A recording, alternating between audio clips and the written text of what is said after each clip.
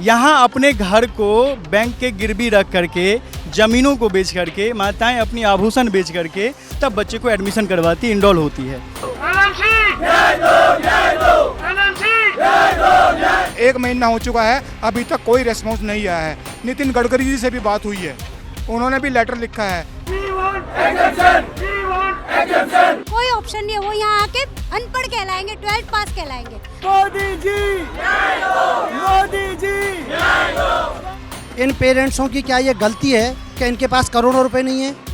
अरे एनएमसी की तानाशाही नहीं चलेगी, एनएमसी की तानाशाही नहीं चलेगी। बिल्कुल बीच में फंसे हुए हम, ना तो वापस बुलाने के पेशेंट बच्चों को अपने और ना ही आगे कंटिन्यू कर पा रहे हैं। दिन रात का चैन हमारा खत्म हो चुका है। एनएमसी तेरी मनमानी नहीं चलेगी, नहीं चलेगी, एनएमसी की मनमानी नहीं चलेगी। यहाँ जंतर मंतर पर, दिल्ली के जंतर मंतर पर तमाम माँ बाप खड़े हैं, पेरेंट्स खड़े हैं यहाँ पर, जो फिलीपींस में अपने बच्चों को जिन्होंने भेज तो दिया, लेकिन उसके बाद उनके साथ क्या हुआ, उनके मेडिकल करियर पर एक ब्रेक सा लग गया। क्यों लगा, ये समझने के लिए हम बात करेंगे पेरेंट्स से। आप अपना नाम बताइए। मैं डॉक्टर प्रियंका गायकवाड़, मैं पूना महाराष्ट्र से आई हूँ। हमारे सभी लोगों के बच्चों को हमने नेट का रिजल्ट लगने के बाद नवंबर के फर्स्ट वीक में फिलीपींस के मेडिकल स्कूल्स में एडमिशन लिए। वे फिलीपींस का मेडिकल करिकुलम कैसा रहता है, पहले बीएस की एडमिशन रहती है प्री मेड की, और फिर बाद में एमडी की एडमिशन रहती है। ये जो 20 साल से इंडियन गवर्नमेंट को एक्सेप्टेबल था, तो हमने बीएस को एडमिशन ले ली। और फिर 18 नवंबर को एनएमसी ने गैजेट निकाला जो कि फॉरेन मेडिकल ग्रेजुएट्स के लिए अप्लाई होता है। तो वो गैजेट अच्छा है, हम उसका स्वीकार करते हैं। मतलब day by day medical education में अच्छी ये हो, इसलिए सरकार ने वो निकाला है। लेकिन हमारी मांग इतनी ही है कि हमारे बच्चों को हमने पहले एडमिशन लिया था, तो वो गैजेट का बैकडेटेड एप्लीकेशन हमारे बच्चों के ऊपर नहीं होना चाहिए। मतलब अगर हम इसको ब्रेक डाउन करके समझाना चाहें तो फिलीपींस में जब बच्चे पढ़ने जाते हैं मेडिकल कोर्स, तो दो पार्ट्स में होता है। एक होता है बीएस बायोलॉजी और दूसरा होता है एमडी। अब बीएस बायोलॉजी को एनएमसी ने जो है इनवैलिड करार दिया है, वो काउंट नहीं होगा। 54 मंथ्स होने चाहिए, वो नहीं हो सकते सिर्फ एमडी कोर्स में, उसके लिए आपको बीएस कोर्स को भी इंक्लूड करना पड़ेगा, वो अब इंक्लूड नहीं होगा। मैं चाहती हूँ एक बार ब्रेक डाउन करके अगर कोई मामला समझाए। हम चाहते हैं दर्शकों को समझ आए असल में कि फिलीपींस में आप सबके बच्चे गए हैं, पढ़ने गए हैं, या आपके भाई बहन पढ़ने गए हैं, क्या दिक्कतें उनको आ रही हैं। ना सिर्फ फाइनेंशियल बर्डन भी वहाँ पर स्टूडेंट्स पर आ रहा होगा, और मेडिकल करियर पर ब्रेक लगा है, क्योंकि डॉक्टर बनना चाहते हैं इंडिया में, अब प्रैक्टिस पर ब्रेक लग जाएगी तो डॉक्टर कैसे बनेंगे इंडिया में। मैडम, मैं आपको ये बात थोड़ा क्लियर करना चाहता हूँ। एमसीआई के रूल्स रेगुलेशन के हिसाब से हमारे बच्चों ने 2020 में एडमिशन लिया, 2020 में या 2021 में भी लिया। नया जो गजट नोटिफिकेशन आता है 18 नवंबर 2021 को, उसके हिसाब से होना ये चाहिए कि 18 नवंबर 2021 के बाद में जो भी बच्चा कोई एडमिशन लेता है उस पर वो रूल्स रेगुलेशन लागू होने चाहिए। परंतु एनएमसी नई संस्था बनती, एमसीआई से एनएमसी हो जाती है। हमने एमसीआई के हिसाब से एडमिशन लिए, एनएमसी 18 नवंबर 2021 को नए रूल्स रेगुलेशन लागू करती है। हम उनका सभी स्वागत करते हैं, क्योंकि मेडिकल जैसे संवेदनशील मुद्दे में नवाचार होने चाहिए और नई नीतियां बननी चाहिए, नए रूल्स बनने चाहिए, उनका स्वागत करते हैं। मगर सरकार से हम ये भी मांग करते हैं कि क्या जिन बच्चों ने 2020 में एमसीआई के हिसाब से एडमिशन ले लिया, क्या उन बच्चों पे ये नियम लागू रहने चाहिए? क्या ये उन पे लागू रहने ही नहीं चाहिए? क्योंकि उन बच्चों ने तो 2020 में या 18 नवंबर 2021 से पहले एडमिशन ले लिया उनके वहाँ के सिस्टम के हिसाब से। मैं यहाँ पर ये भी क्लियर करना चाहूँगा, भारत के अंदर कोई बच्चा अगर मेडिकल की पढ़ाई करता है तो हमारे यहाँ के सिस्टम के हिसाब से, मेडिकल की पढ़ाई के सिस्टम के हिसाब से उस बच्चे को नीट क्वालिफाई करना पड़ता है, जब ही जाके वो एमबीबीएस की पढ़ाई कर सकता है। ठीक इसी प्रकार से फिलीपींस का जो मेडिकल पढ़ाई का सिस्टम है, वहाँ पर पहले बीएससी में पढ़ाई होती है, उसके बाद एमडी में पढ़ाई होती है। मगर दुख की बात यह है कि यहाँ की एनएमसी, सिर्फ सरकार की बात मैं नहीं कर रहा हूँ, सिर्फ एनएमसी की बात कर रहा हूँ कि यहाँ की एनएमसी फिलीपींस के जो बीएस वाला सिस्टम है उसको मेडिकल का भाग मानना ही नहीं चाह रही है। इसलिए हम सब कन्फ्यूजन में, हम सरकार से ये मांग करते हैं कि वहाँ के सिस्टम के हिसाब से बीएस भी मेडिकल का ही भाग है।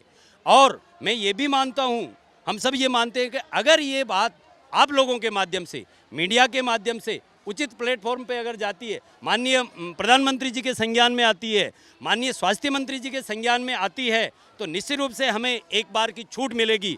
हम बार बार यही मांग करते हैं कि जिन बच्चों ने 18 नवंबर 2021 से पहले फिलीपींस के मेडिकल सिस्टम में, और वहाँ का medical system BS plus MD है, उसमें अगर एडमिशन ले लिया है तो उन सभी बच्चों को एक बार एग्जम्पशन मिलना चाहिए, छूट मिलनी चाहिए। और मतलब इसको और बेहतर तौर से बहुत अच्छी तरह समझाया आपने। BS कोर्स NMC ने अपने जवाब में क्या कहा? दिल्ली हाई कोर्ट गए थे आप, NMC ने वहाँ पर क्या कहा कि जो BS है, जो BS बायोलॉजी है, वो उसे हम 12वीं का जो है 11वीं 12वीं का वो मानते हैं। देखिए, उसमें वो सब्जेक्ट्स नहीं है जो कि होने चाहिए। देखिए मैडम, जो ही 18 नवंबर 2021 को ये रूल्स रेगुलेशन लागू हुए, उन दिनों में कोरोना चल रहा था। हम लोगों ने अलग अलग लोगों ने NMC में कॉल किया। NMC से हमारे पास उसकी ऑडियो रिकॉर्डिंग भी है। NMC से बार बार यही जवाब मिला, आपके बच्चे ने 18 नवंबर 2021 से पहले एडमिशन ले लिया, ये फ़र्क नहीं पड़ता। उनके स्पष्ट यही स्टेटमेंट थे, ये फ़र्क नहीं पड़ता कि आपके बच्चे ने BS में लिया या MD में लिया, 18 नवंबर से पहले एडमिशन हो जाना चाहिए। उस समय में ये बात कही गई। उसके 6 महीने बाद लगभग 25 मार्च 2022 को, मैं मानता हूँ उस आप लेटर को देखिए, वो लेटर सिर्फ और सिर्फ फिलीपींस के स्टूडेंट्स के लिए था, जिसमें ये लिखा गया कि आपका BS कोर्स वैलिड नहीं है। तो मैं सरकार से ये मांग करता हूँ कि ऐसा संभव है क्या? आज जैसे किसी संस्था में हमारे बच्चों को एडमिशन दिला देते हैं, कल का कोई नियम नया लागू होता तो क्या वो आज के बच्चों पे लागू होगा क्या? लेकिन जो NMC ने कहा उसके मुताबिक MD कोर्स वालों को रिलीफ दिया गया है। जो कर रहे थे MD, जो एनरोल हो चुके थे, एडमिशन पा चुके थे, उन्हें सरकार वैलिड मानेगी, उन्हें सरकार भारत में डॉक्टर बनने देगी। लेकिन जिन्होंने BS बायोलॉजी कोर्स में एडमिशन ले लिया था, उन्हें नहीं मान्यता देने वाली है सरकार, यानी इंडिया में डॉक्टर नहीं बन सकते। मैं एक बार कहना चाहूँगा मैडम, इससे पहले मैं ये कहना चाह रहा हूँ, आप बिल्कुल सही कह रही हैं, वो BS को अलग मान रहे, मगर मैं ये भी कहना चाहता हूँ मीडिया के माध्यम से कि आप खुद सर्वे करवा लीजिए। हमारे भारत के अंदर फिलीपींस से मेडिकल की पढ़ाई करके आए हुए कितने डॉक्टर हैं, बड़े बड़े डॉक्टर हैं जो यहाँ अपनी सेवाएं दे रहे हैं जी। और हम ये जानते हैं कि जी 20 साल से जो प्रक्रिया चल रही थी उसमें MCI से NMC होकर बदलाव हो गया, अचानक ये बदलाव हुआ। और यही जो होर्डिंग्स आप इस वक्त देख सकते हैं कि 18 नवंबर 2021 से पहले BS AB में दाखिला लेने वाले बच्चों का शोषण बंद करो, NMC नोटिस 25/3/23 को वापस लो। तो यही मांग लेकर आए हैं तमाम पेरेंट्स, क्योंकि इनके बच्चे जो हम हैं वो फिलीपींस में हैं। ये सोच कर गए कि वहाँ जाकर हम BD और BS और MD पढ़ेंगे और फिर भारत में आकर डॉक्टर बनेंगे। सबसे बड़ी बात है, मैं ध्यान दिया जाए कि आप ही के न्यूज़ पर में कई महीनों से चल रहा है कि कोटा में पढ़ने वाले बच्चे, खास करके मेडिकल साइंस में, कितने दबाव झेल रहे हैं। और सबको पता है भारतवर्ष में कि मेडिकल की पढ़ाई सबसे महंगी है, लगभग करोड़ क्रॉस कर जाता है, तब एक बच्चे MBBS कर पाते हैं। ऐसे परिस्थिति में यहाँ के पेरेंट्स अपनी शौक को पूरा करने के लिए, अपने बच्चे को डॉक्टर बनाने के लिए वो फ़ॉरेन भेजते हैं, वो भी तब जब उनके सारे रूल्स एंड रेगुलेशन सामान्य होती है, ऐसी कोई रूल्स नहीं आती है। अचानक ये FMGLR रूल्स 18 नवंबर 2021 में आ जाती है। बच्चे वहाँ जाकर के BS पढ़ना शुरू कर देते हैं। यहाँ अपने घर को बैंक के गिरवी रख करके, ज़मीनों को बेच करके, माताएं अपनी आभूषण बेच करके तब बच्चे को एडमिशन करवाती, इनरोल होती है। ऐसे कंडीशन में आप सडनली कोई रूल लेकर आते हैं और बच्चों पर थोप देते हैं, तो बच्चों के पास ऑप्शन क्या होता है? मतलब अचानक से रूल लाया गया 2020-21, जो नाव में सवार थे उस वक्त ऑलरेडी उस नाव में थे, उनको कोई रिलीफ नहीं दिया गया। हाँ, मुझे एक बहुत ही इम्पोर्टेंट पॉइंट बताना है। 4 जनवरी 2022 को जो फिलीपींस में जो अपना राजदूत है, उन्होंने एक एडवाइजरी जारी की और उस एडवाइजरी में ऐसा उन्होंने लिखा है कि NMC के साथ कन्फर्मेशन होने के बाद उन्होंने ऐसा लिखा है कि ये जो बच्चे हैं BS कर रहे हैं 18 नवंबर के पहले, और जो तुरंत MD को एनरोल होने वाले हैं, उन सभी बच्चों को NMC ने स्पेशल केस मान के एग्जम्पशन देना चाहिए। आगे और ऐसा ही बताया कि जो अफेक्टेड बच्चे हैं उन्होंने तुरंत एनएमसी से कांटेक्ट करना चाहिए। तो हमारे पेरेंट जो है बाद में एनएमसी के पास गए, लेकिन एनएमसी से कोई भी हमें रिस्पांस नहीं मिला, कुछ भी लिखित नहीं मिला। बाद में उन्होंने पब्लिक नोटिस जारी की, वो भी थी मार्च 25 की, और उसके माध्यम से उन्होंने बोला कि ये जो है मतलब हमें उस गैजेट से रिलीफ नहीं दी जाएगी। देखिए, पहले जो स्टेप लिया था एडवाइजरी के माध्यम से एनएमसी ने, उन्होंने यू टर्न लिया, क्यों लिया हमें मालूम नहीं, लेकिन फिलीपींस में जनवरी में एक बैच स्टार्ट होती है मेडिकल के एमडी के कोर्स की। बच्चे उस कोर्स में फर्स्ट सेमेस्टर स्टडी कर रहे थे, वो सेमेस्टर बीच में आने के बाद ही उन्होंने अलग स्टैंड लिया। तो आप सोचिए कि जो बच्चा, यानी वो बच्चे बीच में लटक गए।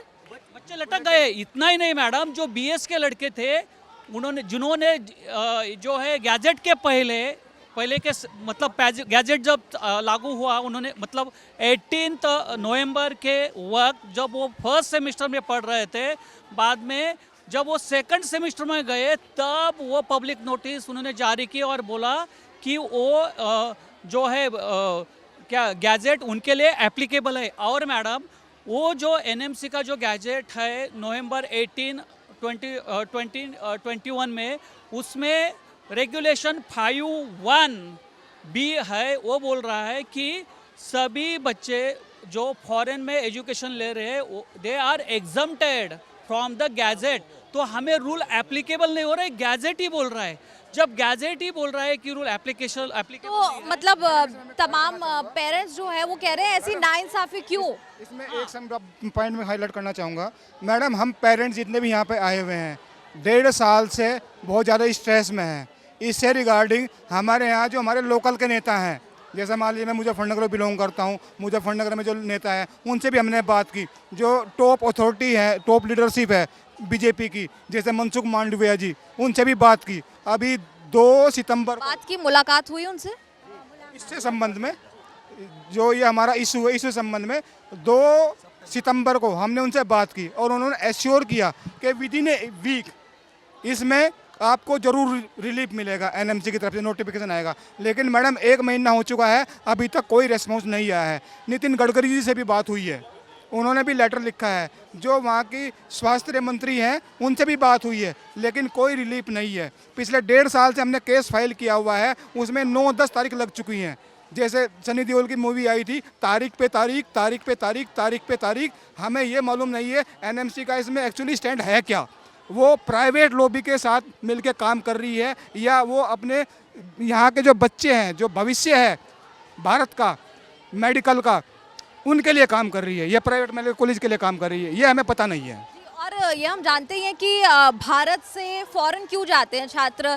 फीस ज़्यादा होती है, अफोर्ड नहीं कर सकते, कंपटीशन बहुत ज़्यादा है, प्रतिस्पर्धा बहुत ज़्यादा है। जी बच्चे मैडम, जो बच्चे हमारे बाहर गए हैं वो सभी नीट क्वालिफाई करके गए हैं। कोई भी बच्चा ऐसा नहीं है जिन्हें नीट क्वालिफाई नहीं किया, बट वो गवर्नमेंट सीट पे क्वालिफाई नहीं कर पाए। इस वजह से उनको प्राइवेट में यहाँ पे 1 करोड़ रुपया लगता है, वहाँ पे वही काम 40 लाख में होता है। इसलिए बच्चों को बाहर भेजना हमारी मजबूरी है। हम गवर्नमेंट से कहते हैं वो कर दे कम, आने वाले बच्चे जो आएंगे उन्हें यहीं पे 25 लाख 30 लाख में पढ़ाए प्राइवेट कॉलेज। माता पिता अगर बात करना चाहते हैं, जी जी जी जी, ऐसा नहीं है कि वहाँ के मेडिकल कॉलेजेस में ऐसे ही दाखिला हो जाता है। वहाँ के लिए भी मेडिकल एंट्रेंस एग्ज़ाम होता है जो एनमेट होता है, उसमें क्वालिफाई करना होता है। और उसमें भी यहाँ पे जैसे क्वालिफाइंग मार्क्स 720 में से कभी 135 होते हैं, कभी 150 होते हैं, लेकिन वहाँ पे हमें टोटल मार्क्स में से 60% से ज़्यादा मार्क्स लेने होते हैं, 40% से 50% से ज़्यादा मार्क्स लेने होते हैं, तब हमारा एडमिशन होता है मेडिकल कॉलेजेस में। नाम बताइए। संजीव गौतम मैडम, मुजफ्फरनगर मेरा बेटा पढ़ रहा है फिलिप्स दवाओं कॉलेज में। और मैडम इससे पहले एनएमसी के बहुत सारे सर्कुलर हैं जिसमें उन्होंने फिलीपींस पढ़ने वाले बच्चों के साथ एमडी से पहले बीएस कोर्स का सर्टिफिकेट मांगा है कि आपने बीएस कोर्स करा है या नहीं है। अगर वो एमडी से रिलेटेड एनएमसी पहले मानती थी तो अब क्या बात हो गया उसमें कि वो एनएमसी कह रही है कि वो 11वीं और 12वीं का कोर्स है। ये कहीं ना कहीं प्राइवेट जो यहाँ पे सीटें खाली रह जाती हैं एमबीबीएस की, उनकी लॉबी काम कर रही है, उसके दबाव में। आपका कहना है कि 20 साल से जो प्रक्रिया चल रही थी उसमें अचानक क्या हुआ कि सर्टिफिकेट मांगा जा रहा है? और मैडम एक सेकंड और इसके बाद भी मैडम मैं ये कहना चाहूँगा कि हमारे बच्चे आके यहाँ पे स्क्रीनिंग टेस्ट से गुजरते हैं, MCI के टेस्ट से गुजरते हैं। जब आपने एक सिंगल विंडो रख दी, उसमें से सब बच्चे गुजर रहे हैं, तो जो आपको क्वालिफाई कर रहा है वही तो आगे जा रहा है। तो आपको क्या मतलब है इस चीज़ से, आप बताइएगा मुझे। जब आपने अपना बैरियर लगाया हुआ है तो उसके नीचे से जो निकल के जाएगा क्वालिफाई करके वो यहाँ डॉक्टर बनेगा इंडिया में। तो ये भी मतलब गलत है कि जो आप एक तरफ तो MCI टेस्ट ले रही है, दूसरी तरफ BS कोर्स को आज इनवैलिड कर रही है। तो हमारा वन टाइम एग्जाम्पशन का रिक्वेस्ट है, 18 नवंबर 2021 से पहले जो बच्चों ने एडमिशन चाहे उसने जस्ट फर्स्ट दिन पहले लिया है, उसे नहीं मालूम था, उनको भी रिलीफ मिलना चाहिए। आप भी, आपकी बेटी भी पढ़ रही है? मेरी बेटी आमा मेडिकल कॉलेज फिलीपींस में पढ़ती है। वो 2020 में एडमिशन हुआ। जब ये गज़ट आया तब तक उसको 1.5-2 साल हो चुके थे। मेरे 25 लाख रुपए लग चुके थे। उसके बाद एकदम से गज़ट आता है कि भाई आपके वैलिड इनवैलिड हो। फिर भी हम NMC में फ़ोन कर रहे हैं और वहाँ पे ये बोल रहे हैं कि आप तो वैलिड है, आप तो वैलिड है। फिर 25 मार्च 2022 को आता है कि आप एकदम से इनवैलिड है। अब बच्चा अपने 2 साल दे चुका, मैं अपने 25 लाख रुपए दे चुकी, अब बच्चा बैक तो नहीं आ सकता ना। अगर वो बैक आएगा तो इंडिया में आके करेगा क्या? उसने एक सपना देख लिया, हर जगह ये हो गया, बच्चा बाहर गया। एक चीज़ और भी, मतलब जो बच्चे जो हैं BS में, जैसे मैम ने कहा कि BS में एडमिशन ले चुके थे, अब ये नोटिफिकेशन आ गया, अब उनके भविष्य, उनके पास क्या ऑप्शन है? उनके पास कोई ऑप्शन नहीं है। वो यहाँ आके अनपढ़ कहलाएंगे, 12th पास कहलाएंगे। अब बताओ बच्चा कितना डिप्रेशन में, जब उसको 12th पास कहलाया जाएगा और उससे छोटे छोटे बच्चे यहाँ पे अच्छी डिग्रियाँ लेके बैठे होंगे। उनकी क्या गलती कि उनके माँ बापों के पास पैसा नहीं है कि यहाँ 1 करोड़ प्राइवेट कॉलेज में दे दे। उनकी क्या गलती? और जी, और करोड़ों रुपए लग जाता है। स्पेशली नीट की हम बात करते हैं, JEE जैसे बड़े एग्जाम्स की हम बात करते हैं। जी मैडम, मैं आपके माध्यम से पूछना चाहता हूँ, इन पेरेंट्सों की क्या ये गलती है कि इनके पास करोड़ों रुपए नहीं है? क्योंकि जो बच्चे 400-500 मार्क्स नीट में ला रहे हैं, उनको इंडिया में अगर प्राइवेट कॉलेज चाहिए तो 1 करोड़ रुपए चाहिए। तो सभी पेरेंट्स जो हम मध्यम वर्गीय परिवार से यहाँ पे बिलोंग करते हैं, इनके पास करोड़ रुपए नहीं है, तो क्या इनको हक नहीं है कि अपने बच्चे को बाहर शिक्षा दीक्षा दिला सके? और जो MCI चलती थी, MCI के रूल्स नॉर्म्स के तहत हम लोगों ने अपने बच्चों का एडमिशन फिलीपींस में कराया है। और उससे पहले भी MCI इन बच्चों को यहाँ पे एग्ज़ाम भी दिलवाती थी। FMG के बाद में जब बच्चे पास होते हैं तो भारत में वो प्रैक्टिस करने के अधिकारी होते हैं। वो मेडिकल जॉब भी मिलता है, प्राइवेट प्रैक्टिस भी करते हैं।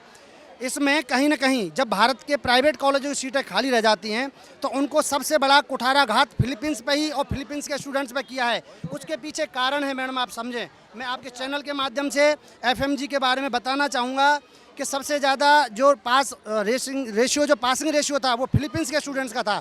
क्योंकि फिलीपींस के अंदर टेम्परेचर, वहाँ का जो एजुकेशन, वहाँ का कैरिकुलम हमारे भारत के अनुकूल है मैडम। और देशों में वहाँ की लोकल लैंग्वेजेस में पेशेंट होते हैं, वहाँ का कैरिकुलम होता है, लेकिन फिलीपींस में इंग्लिश मीडियम होता है। वहाँ के पेशेंट्स भी मैक्सिमम इंग्लिश मीडियम्स होते हैं। तो हमारे डॉक्टर जो बन के आते हैं उनको वहाँ की हिस्ट्री टेकिंग, डायग्नोसिस, ये सारी चीज़ों में सुविधा। लोगों से हम बात करेंगे। आप भी अपनी बच्ची को पढ़ा रही हैं फिलीपींस में? बच्चा फिलीपींस में पढ़ता है। उसने नवंबर 18, 2021 से पहले एडमिशन लिया था, लेकिन सडनली बैकडेटेड रूल हमारे बच्चों पे भी अप्लाई हो गया। क्योंकि रूल बाद में आया, बच्चा एडमिशन पहले ले लिया है। तो बच्चे की क्या गलती है? ना ही पेरेंट्स की गलती है। हम लोगों ने कहीं कहीं से लोन लेके। मैं जानना चाहती हूँ, बच्चों की उस वक्त वहाँ पर, इस वक्त अगर हम कहें, क्या मनोस्थिति है? बच्चे एक तरह से सुसाइड करने के कगार पे हैं। हर रोज़ फ़ोन पे बात होती है। उधर पढ़ाई का प्रेशर, वहाँ पर जो पासिंग परसेंटेज है 75% है। If they get 74% marks they are fail. उधर से वो प्रेशर, उधर से ये प्रेशर कि यहाँ पे आके वो क्या करेंगे। बिल्कुल बीच में फंसे हुए हैं। ना तो वापस बुलाने के पेशेंट बच्चों को अपने, और ना ही आगे कंटिन्यू कर पा रहे हैं। दिन रात का चैन हमारा ख़त्म हो चुका है, नींद भी ख़त्म हो चुकी है। हम पेरेंट्स इतने डिप्रेशन में हैं, बच्चे भी डिप्रेशन में। हमारे बात होती है तो बच्चा हमेशा ही कहता है कि हमारा क्या होगा।